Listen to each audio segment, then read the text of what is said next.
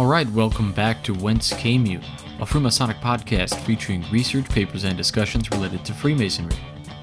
I'm your host, Brother Robert Johnson. Well, I wanted to share just a couple things with you guys before we get the show started this week. I have a new project that's in the very beginning stages, and I think you guys will be pleased when you find out exactly what it's going to be. It's pretty exciting for me. I'm working with a brother that many of you are aware of, but that's all I'm going to say for now. It's a little teaser. Also, I'm starting the new phase of a project that I'm working on with another brother, and we're co-authoring a book. But again, that's all I can say on that as well.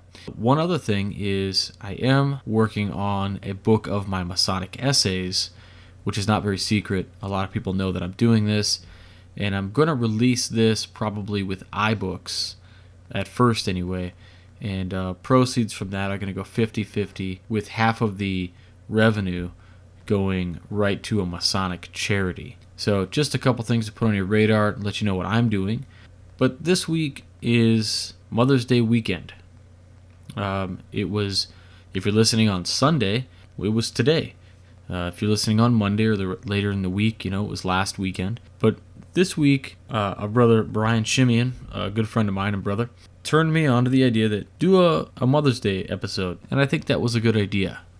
So basically, there was a piece that he sent me, and it was called Women in Freemasonry, and the title had me excited. I was starting to read it, and I didn't find it so much about the moms of Masonic fraternity. So I still want to stick with the theme of having a Mother's Day episode.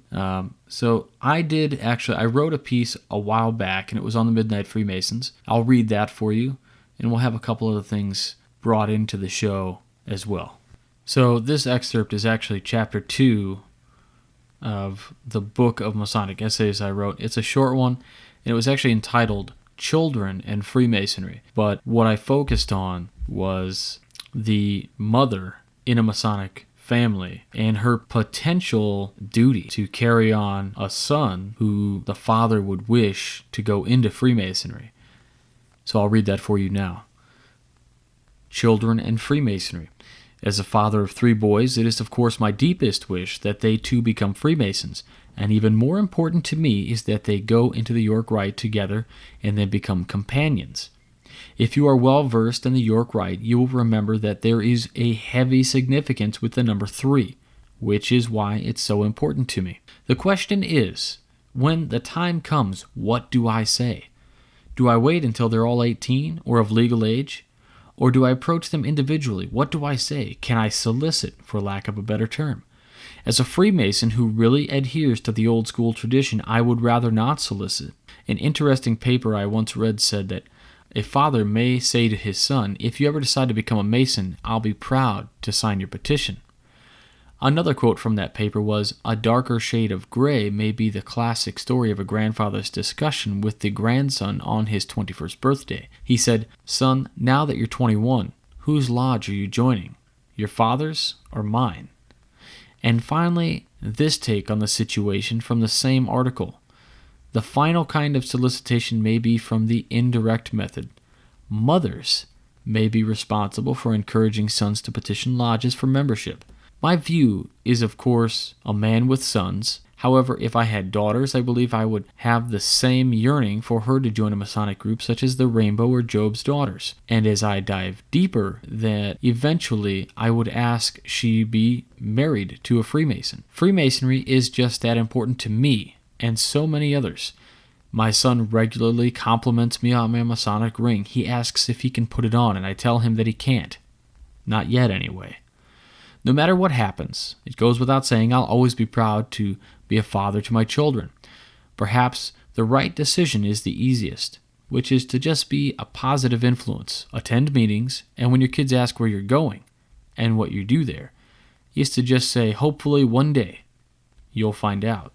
I even have to, at this time, mention that if you do a simple search on Google for Freemasonry and women or moms and Freemasonry, one thing that I found that I thought was extremely neat was there's actually a website called Cafe Mom. And one of the things that they actually have, they have a group called Wives of Freemasons. And it says that this is a group for wives of Freemasons, where we can discuss our husband's affiliation, give advice, or just chit-chat, etc. And it's really quite interesting because it's not like a support group or anything. What's funny is that it's actually a lot of women bragging about how awesome their husbands are and how great of fathers they are. But what's really funny is the fact that these women, by far reading the posts, miss something. And what they're missing is all the things that they're doing that are so amazing. These are moms who are taking care of kids and making the dinners for lodges. These are moms who are going out to the fundraisers. These are moms who are organizing the picnics, game nights, and all these other activities. It's just incredible to kind of go through and read on a website like Cafe Mom and under a Wives of Freemasons group, how incredible the actions of just these moms that are on here who are married to Freemasons. So happy Mother's Day to all those ladies. Happy Mother's Day to my wife. Happy Mother's Day to any of you guys who have a wife or a girlfriend who are the mother of your children. And I hate to say put up with us because let's face it, there are nights where they have to put up with us. We have late meetings. In fact, on some of these, there is a title called, well, it's Lodge Night for Me. And if you go in, it's actually a bunch of small conversations that ladies had while their husbands were at Lodge. So just kind of interesting. Next, I want to take a minute and tell you all to make sure you're checking out the Midnight Freemasons. We have original pieces 3 times a week there. Sometimes they're funny, sometimes they're serious, but they're always entertaining, always kind of educational, always have something to do with the Masonic fraternity, some way or the other. And you can go to the website, which is www.midnightfreemasons.blogspot.com. Also, I want to give kind of a shout out to John Paul Gomez over at Fraternal Ties. A lot of you know that I'm not somebody who's just into the typical put a square and compass on something and call it a Masonic hat or a Masonic book bag. I mean, it's just kind of plain. And in a world where that kind of stuff really exists, where there's ties, like, right, maybe your wife got you a really cool Masonic tie. Well, that's nice because your wife got it for you, but you know how there's always those ties and you see them everywhere. They're in every single Masonic catalog, and it's just like a tie and it's got 100 little square and compasses all over it. It's kind of old, not very exciting, it's not very original, it's kind of big deal. Well, John Paul Gomez creates original designs for these ties. They're neckties. I think he's working on bow ties too. He's got some shirts that you can order. I share his artwork all the time on the Facebook page, and I have several of his ties, and they're incredible craftsmanship. The designs are amazing. You got to check out Fraternal Ties. The tagline is "The Tie That Binds," and his ties are just so nice because they're subtle, and a lot of people won't pick up on it at first, and then they might see it and catch it at a weird light. Maybe they'll see something on it, and then they'll look at it, and it's just incredible the amount of detail he's put into these things. And one other thing that's incredible about them is that he does these in limited batches. So if he comes out with a design, he only does 50 ties, maybe. And when they're gone, they're gone. He does not make them again. So when you order one of them, you have one of, say, 50, which makes them extremely rare. Think about all the Masons in the United States alone. John Paul is actually up in Canada, but just think about that. Only 50 of one design. They don't last real long either. I think most of the time he's running out of designs within a month or so. So if you see a design you like, you should order it. They're not real expensive either. His ties are right around the same cost that you would expect to pay for a very premium tie at a local retailer of fine men's clothing. So check out Fraternal Ties. I also wanted to mention our affiliate, Onnit. If you go there, click through our website, you go to Onnit Labs, order some supplements or possibly fitness equipment, and when you click through, they know you got there through us, so they're going to kick a little bit of the sale back to the show. And if you use coupon code WCY at the checkout, you'll get 10% off, and that usually just about covers your shipping, so it's kind of like getting free shipping every time. Also, I want to give a shout out to Robert Patrick Lewis over at the Far From Centered podcast. He's running a really tight ship. He's got some awesome episodes that are coming out. In fact, he's even kind of started doing another segment, which is mini episodes, which he kind of does a little bit of a political rant every now and again, and they're really kind of neat. So I think he released his first one just this last weekend, and it was pretty informative to say the least.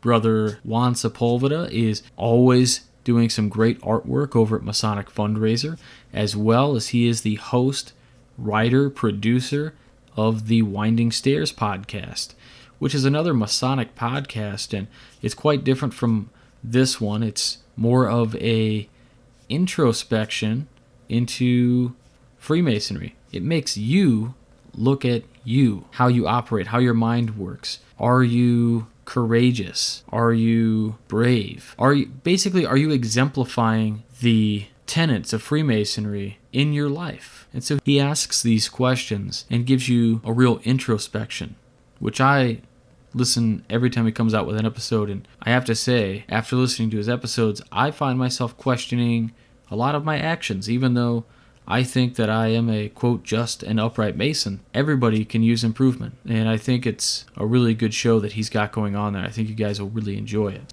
Next, I want to read a kind of a short paper that Brother Brian Schimian wrote last week, and he forwarded it to me. And I really like the piece, and I wanted to present it to you guys because I think it has a really good significance, and it deals with the cable tow. I think you guys will really like it.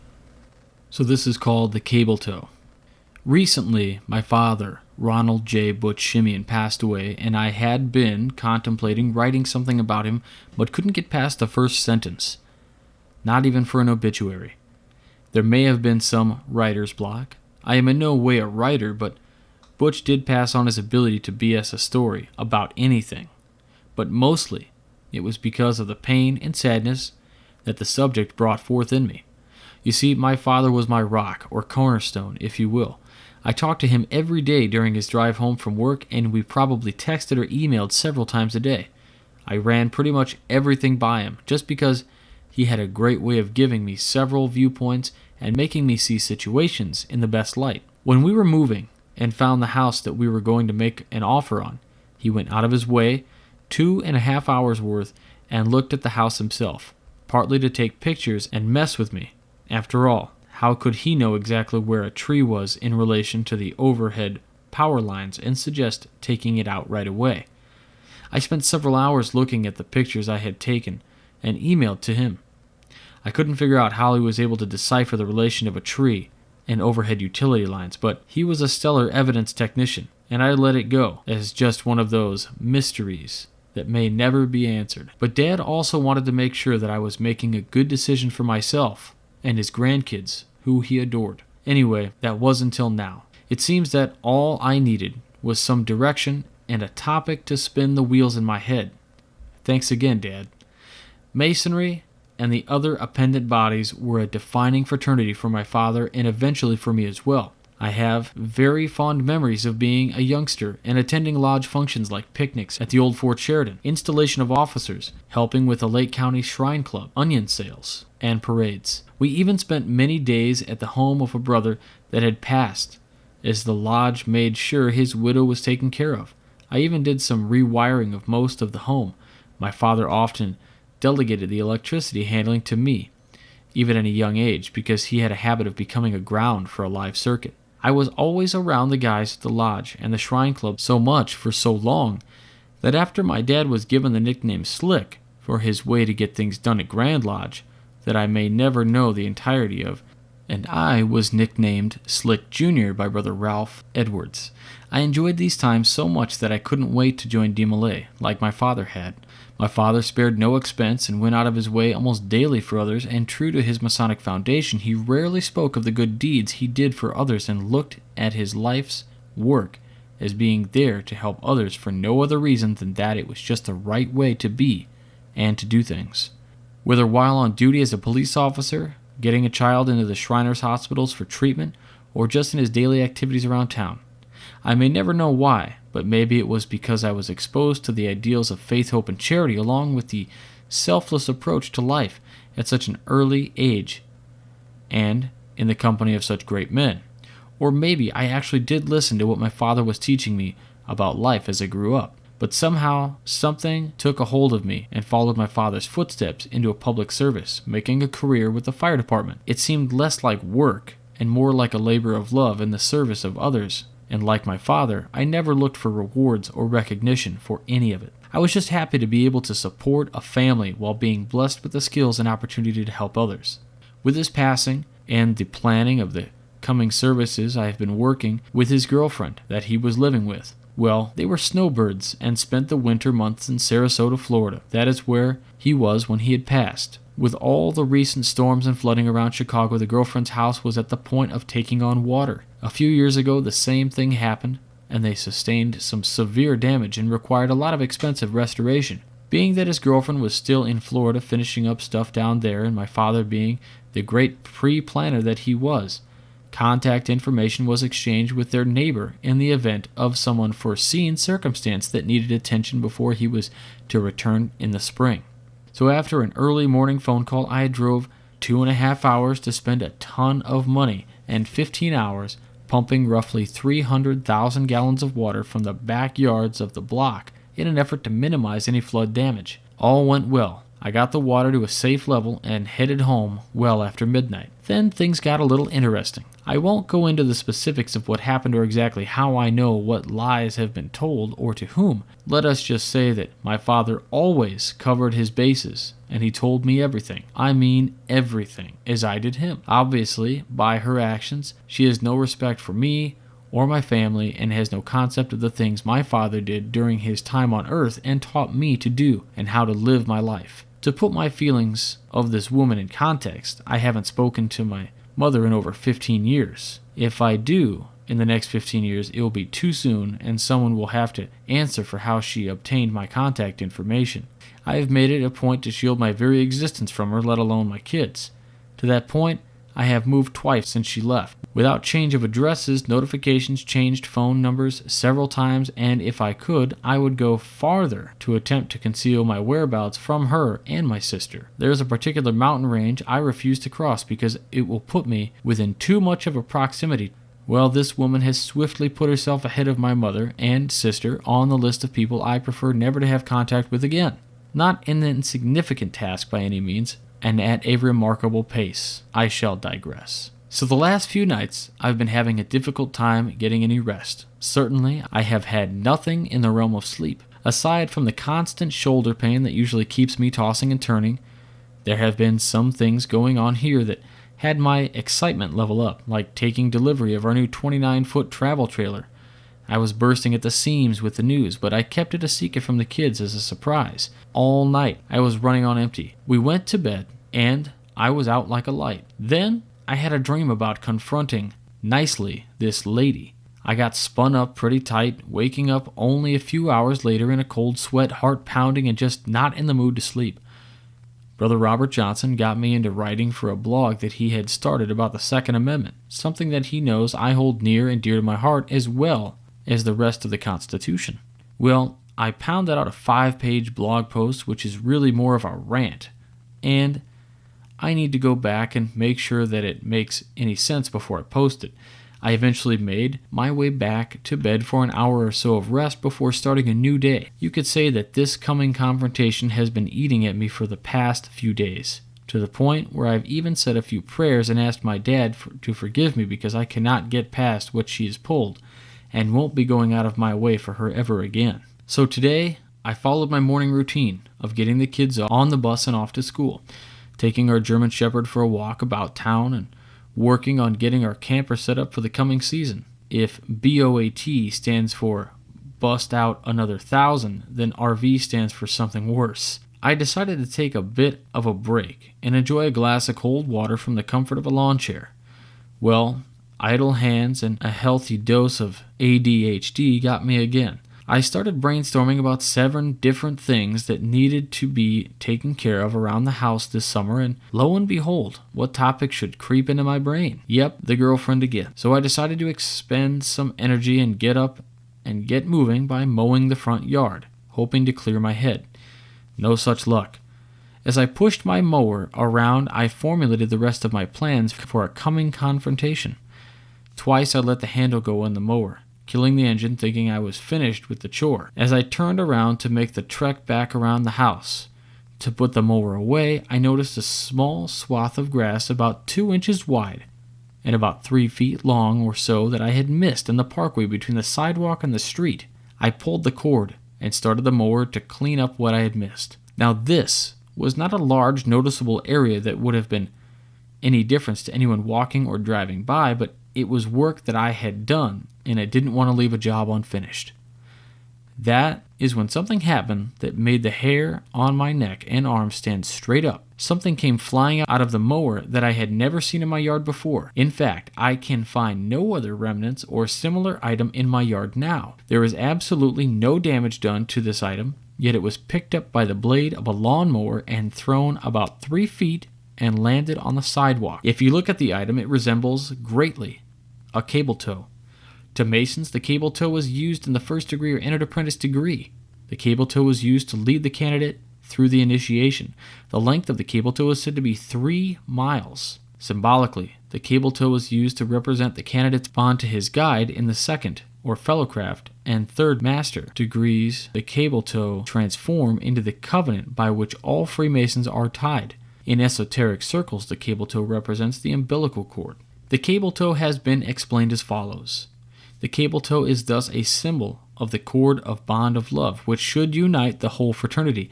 Its length or length of your cable tow is the sacrifice you are willing to make on behalf of your brethren. It is in your heart, not to be measured by miles. It is not gauged by distances, bit by deed. It should correspond to the immensity of the monitorial lodge, and to do so should span the earth, touching wherever there is sorrow or distress. In Masonry, we have many symbols for the few grand principles which it is founded: brotherly love, relief, and truth. As we get away from the latter and discern the spitter which lies behind, we have unfolded to us a new and intensely interesting science. And as we mold our lives upon new understanding of Masonry, we become better Masons, and as a consequence, better men. Worshipful Master W. Vickers, the Canadian craftsman, June 1898. I drew them with the cords of a man, with bonds of love. Hosea 11:4. The origins of this item is unknown to me. It certainly makes no sense that it would not have been kicked up on prior passes of the lawnmower in the same area. Also, I mulch, so there is no side discharge on my mower. When I saw the missed strip of grass, I thought of my father's dad and how Pops always made sure to have a clean yard. After all, it is part of the first impression people make when approaching your home. I made the mental statement to myself that Pops would be pissed if I let my yard look like that. Not wanting to do his memory wrong, I made sure to true my work. Then my hair stood on end. To me, this piece of utility rope means my father is, and always will be in my cable tow. Somehow I think I'll sleep just fine tonight. Oh, and a side note, that tree in the front yard that I cut down from under the utility lines, flush to the ground. I catch my toe on it every time I walk through the yard. Must just be one of those things akin to the tile that jumps up and trips you when you're walking through the store that makes you turn around expecting to see an obstacle. Yet all that is there are tiles that have been firmly fixed to the ground for years that nobody else seems to be having an issue with. Alright, so thanks to Brother Brian Schimian for sharing that with us. It really is an uncanny circumstance that he and his dad were so close, and that he remembered his cable tow when people needed help. And after that woman that upset things had ravaged his mind for some time, it's like his dad sent him a sign, like he was saying, "Hey son, don't forget the cable tow." Butch Schimian's service is coming up soon, and I'll be there supporting my friend and brother Brian and his wife and kids. Brian, thanks for reminding us about our duty.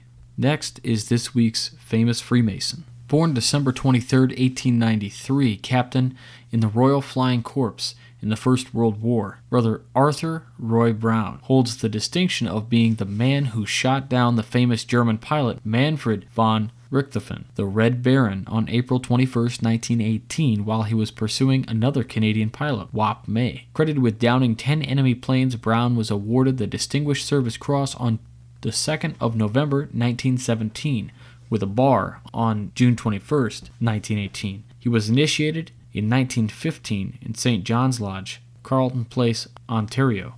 That's it for this week. Remember to find us on Facebook and follow on Twitter at Whence Came You. We're also on a myriad of other social media sites as well. Make sure you check out our Apple and Android apps. Let you listen streaming to the show with some bonus features as well. If apps aren't your thing and you do want to help support the show, there is also a donation button, which is on our website, www.wcypodcast.com. And the donation is run all through PayPal. It's totally secure. Every dollar from affiliates, every dollar from app sales, and every dollar from donations all goes back to the show. I don't make any money. I have a regular job. I work 40 hours a week for my paycheck. So if those things, again, if they interest you, check them out. Again, I just want to wish all the mothers out there happy Mother's Day. Thanks for sticking with us and being amazing moms to our kids. Until next week, stay on the level. For Whence Came You, I'm Robert Johnson.